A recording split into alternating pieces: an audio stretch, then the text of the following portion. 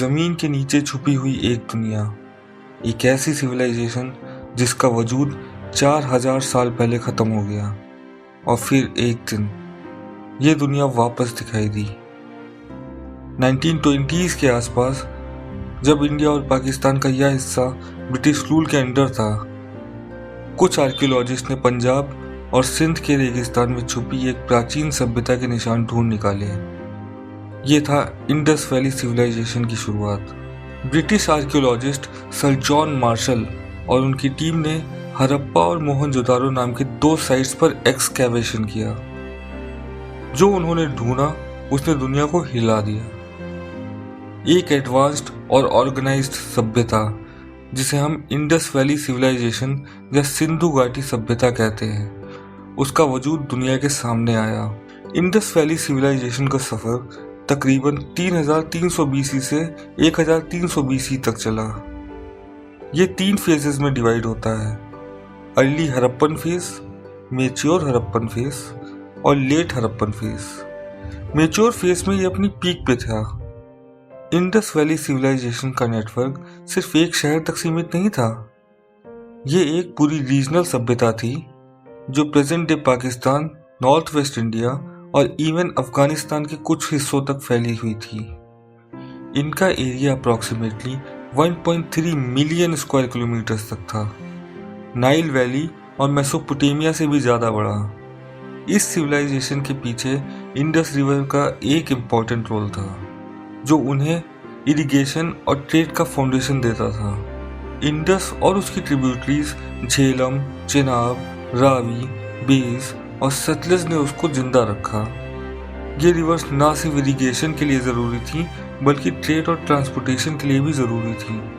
अब सोचिए 4000 साल पहले की बात हो रही है और उस समय मोहनजोदारो और हड़प्पा जैसे शहर ऐसे डिज़ाइन किए गए थे कि आज भी वो एक आर्किटेक्चरल मार्वल लगते हैं। इनकी सबसे बड़ी खासियत थी ग्रिड सिस्टम्स पर बेस्ड प्लानिंग, सीधी गलियाँ, यूनिफॉर्मली साइज्ड ब्रिक और एक सोफिस्टिकेटेड ड्रेनेज सिस्टम। हर घर के अंदर से गटर तक सिस्टमैटिक पानी का फ्लो। इनका ग्रेट बात भी काफ़ी यूनिक था। मोहनजोदारो के बीच एक स्ट्रक्चर था जहां लोग सोशल और रिलीजियस गैदरिंग के लिए इकट्ठा होते थे। ये एक स्विमिंग पूल जैसा लगता था बट उसका रिलीजियस सिग्निफिकेंस भी था। एग्रीकल्चर इनकी इकोनॉमी का बैकबोन था। इंडस वैली के लोग वीट, बार्ले, लेंटिल्स और कॉटन उगाते थे। हाँ, कॉटन, जो शायद दुनिया का सबसे पहला टेक्सटाइल के लिए इस्तेमाल हुआ था। ये लोग ना सिर्फ सेल्फ सफिशिएंट थे बल्कि मेसोपोटामिया जैसे सिविलाइजेशंस के साथ ट्रेड भी करते थे। लोथल जैसे पोर्ट्स पर शिप आती और जाती थी, छोटी टेराकोटा सील्स और बीड्स जैसी चीज़ें लेकर। ट्रेड इंडस वैली सिविलाइजेशन का एक स्ट्रॉन्ग पिलर था। लोथाल जैसे बड़े डॉकयार्ड उनकी मैरीटाइम ट्रेड का सेंटर थे। यहाँ से गुड्स गल्फ और मेसोपोटामिया तक भेजे जाते थे। उनके ट्रेड का सबसे बड़ा एविडेंस है टेराकोटा सील्स, जो ब्रांडिंग और उसके ऑथेंटिकेशन के लिए यूज होते थे। इन सील्स पर इंक्रिप्शंस होते थे जो अभी तक डिसाइफर नहीं किए गए हैं और उनके बीच कुछ मिस्टीरियस एनिमल के मोटिव्स भी बने होते थे। ज़रा सोचिए, 4000 साल पहले की एक दुनिया, ना स्मार्टफोन था, ना गाड़ियाँ, पर फिर भी लोगों की ज़िंदगी सिस्टमैटिक और ऑर्गेनाइज्ड थी। इंडस वैली के लोग सिर्फ एडवांस्ड अर्बन प्लानर्स ही नहीं बल्कि एक वेल स्ट्रक्चर्ड सोसाइटी का हिस्सा थे। ये सोसाइटी एकदम सॉर्टेड थी। हर घर में एक कोर्टयार्ड होता था। ये ज़िंदगी का सेंटर था। वहाँ लोग कुकिंग करते, रिलैक्स करते और अपने घर के काम निपटाते। घर छोटे और बड़े दोनों होते थे, जो इस बात का प्रूफ है कि सोसाइटी में सोशल स्ट्रैटिफिकेशन था, यानी अलग अलग लोगों की अलग अलग पोजीशंस होती थी। इंडस के लोग टेक्सटाइल मेकिंग में भी एक्सपर्ट थे। कॉटन के कपड़े यहाँ सबसे पहले बनाए गए और कपड़ों का स्टाइल, सिंप्लिसिटी में एलिगेंस। ये लोग मोस्टली धोती जैसे कपड़े पहनते जो उन्हें क्लाइमेट के हिसाब से सूट करते थे। और खाना सिंपल और न्यूट्रिशियस, वीट और बार्ले की रोटियाँ, दाल और सब्जियाँ, और हाँ, दूध और पनीर का भी जिक्र मिलता है। ये लोग ट्रेड के थ्रू ड्राइड फिश और एक्सोटिक स्पाइसेस को भी इंपोर्ट करते थे।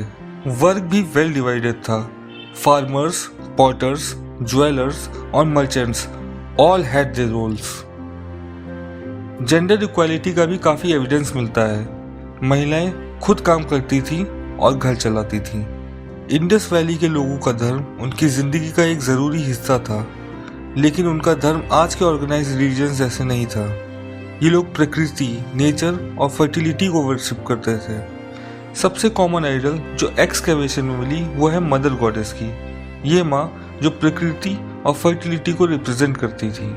इसका मतलब ये है कि उनका धर्म ज़्यादा प्रैक्टिकल और ज़िंदगी से जुड़े कॉन्सेप्ट्स पर बेस्ड था। सील्स पर हमें अलग अलग एनिमल्स के मोटिव्स मिलते हैं। सबसे ज़्यादा इम्पोर्टेंट है बुल, जो शक्ति और प्रोडक्टिविटी का सिंबल था। एक और मिस्टीरियस फिगर मिलती है, प्रोतो शिवा या पशुपति, एक आदमी जो योगा जैसी पोजीशन में बैठा है, 3 मुख है और चारों तरफ जानवर हैं। क्या ये हिंदू धर्म के शिव का अर्ली वर्जन हो सकता है? ये एक अनसॉल्व्ड मिस्ट्री है। रिलीजियस प्रैक्टिसेस की एक और इंटरेस्टिंग एस्पेक्ट है ग्रेट बाथ।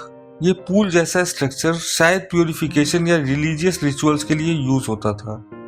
हर बड़े शहर में कुछ ऐसे ही पब्लिक प्लेसेस मिलते हैं। इंडस वैली के लोग सिर्फ फार्मर्स और ट्रेडर्स ही नहीं, बल्कि टैलेंटेड आर्टिस्ट और क्राफ्ट्समैन भी थे। इनकी आर्ट और टेक्नोलॉजी की डिटेलिंग देखकर लगता है कि इनका क्रिएटिव और साइंटिफिक माइंड काफ़ी एडवांस था।